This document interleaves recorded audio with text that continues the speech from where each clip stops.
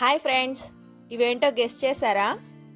మంచిగా మా మమ్మీ నలుపుతోంది. ఏంటా అనుకుంటున్నారా? Last time home gardening video చేసినప్పుడు ఈ మొక్కలు మీకు చూపించాను, గుర్తులేదు కదా? సబ్జా సీడ్స్. ఇవన్నీ సబ్జా సీడ్స్ విత్తనాలన్నమాట.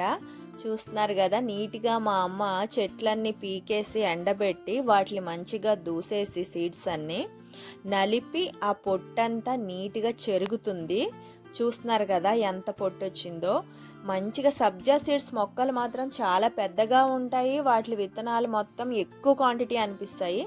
కానీ ఇలా పొట్టు నలిపేసి చెరిగితే మాత్రం తక్కువ క్వాంటిటీ సీడ్స్ వస్తాయి. చూస్తున్నారు కదా, అసలు పొట్టేమో ఎక్కువ క్వాంటిటీ ఉంది, మా విత్తనాలేమో చిన్నగా కొన్నే ఉన్నాయన్నమాట.